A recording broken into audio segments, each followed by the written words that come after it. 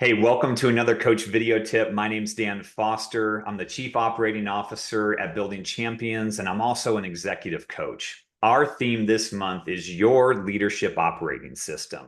And if you're a client or a friend of Building Champions, you know that we believe what's happening on the inside of a leader directly impacts what people experience on the outside. And today we get to dive into this topic with our founder and CEO, Daniel Harkavy. Daniel, welcome. It's so great to have you here, my friend. Great to be with you, and very much looking forward to getting to talk to everybody watching us about the content today. It's Ah, critical. it is, my friend. And so let's jump in. And I'm going to have you start by just explaining for us, Daniel, what do we mean by this whole leadership operating system? That might be a new term for a number of the people watching us. Yeah, so I love the term. And basically what the term is comprised of is two gears. There's an inner gear and then an outer gear.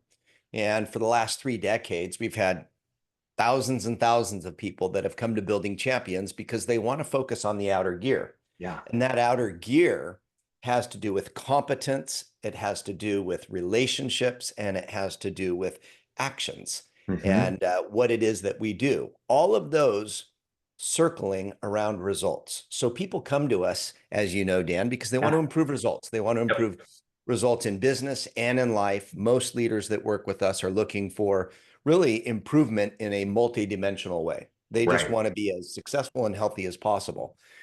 But that outer gear is just one part of the operating system. And that thing spins Mm. as a result of how healthy and strong an inner gear is. And that inner gear all circles around identity. Ah. And that's a big topic. And Dan, you and I could talk for probably hours on identity, Yep. and it will definitely take people on a bit of a journey should we go there. But bottom line is, who do you believe you are? Why are you here? And you're either a random accident or there's some divine purpose for your life, and that's one that many executives wrestle with, Yeah. and we all do. So that identity, spinning around that are feelings, beliefs, and thinking. Yep. And uh, we can unpack each of those, but that's where real transformation happens, is when we can help a leader to really examine that inner gear and evaluate how healthy it is, how Yeah. strong it is, and how it's affecting that outer gear and the results that they're getting, as I said earlier, in business and life. Yeah, that's great, Daniel. Thank you. So there's that outer gear that's all about results, and the inner gear is more about that identity. What am I thinking, feeling, and believing? And if I heard you, it's all of that directly impacts how you show up as a leader, right? And so, Absolutely. yeah, so as a leader, then I've got to think that it's going to be super important for me to be monitoring that inner gear. And because I can monitor, like we all have systems that monitor results, right? I've got my Apple Watch that monitors how I'm doing from a health perspective. I've got my KPIs that I'm using at work to know, if I'm hitting my targets. But why is it so important for us to monitor that thinking, feeling, and beliefs, that inner gear there? All right, so let's promote a book. The most recent book that we published was The Seven Perspectives of Yep. Effective Leaders. And the premise of the book is that a leader's effectiveness is determined by just two things: the decisions they make and the influence they have. Yep. All right, so let's talk about the quality of our decisions, and then let's talk about our influence. And what we have to understand is how we feel, what we believe, and how we're thinking when we're alone. It impacts how we are when we're on the playing field with our Mm-hmm. teams. It Yep. impacts how we feel to them. Do we feel present? Do we feel caring? Do we feel sharp? And it impacts how we communicate, and then the decisions that we make or that we ask others to make. Yeah. So it's really important for us to be very self-aware around how we're feeling, what we're believing, and what we're thinking. And I always say that the thinking gate is where we start. That's what we can control.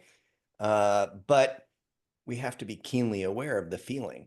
Yes. So the feelings are always very real, but the narrative Mm. that we're thinking about or believing can oftentimes be not true and sometimes often damaging. Yes. So yeah, we have to be very, very self-aware Hmm. of, hey, what are we thinking? What are we believing about ourselves, about others, about the situation, about the future? And all of that has to do with, why am I feeling this way? And I think the most effective leaders in this pressure cooker uh, time in leadership, where we have so much change, the best leaders are really improving that self-awareness and that Yes. monitoring of their feelings, of their beliefs, and of their thinking, because that inner gear is spinning that outer gear, and it's impacting our overall leadership effectiveness. Absolutely. Thank you, Daniel. That's great.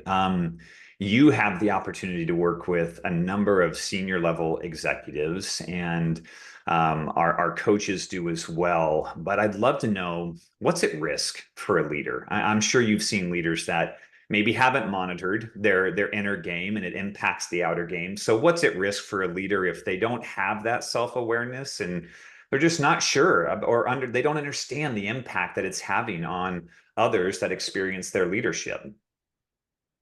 Yeah, so I am very fortunate, and over the last 28 years, the majority of the leaders that I've worked with have been leaders that are all climbing the hill. I mean, they are climbing Mount Everest.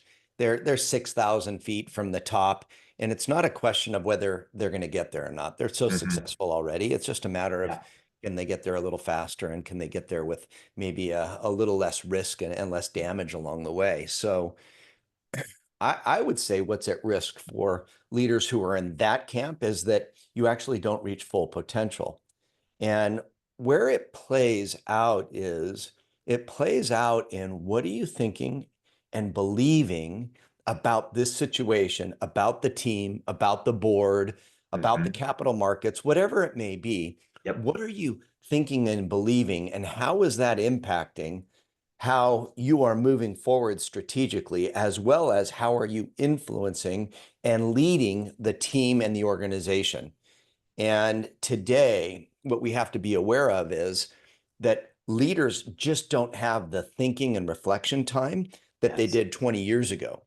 Yep. And in many conversations that I've had in the last several months, it's very apparent that this lack of thinking time, this compressed reality that many leaders live in, it is causing our decision making and our influence to suffer, because we're not as fresh, we're not as refreshed. Hmm.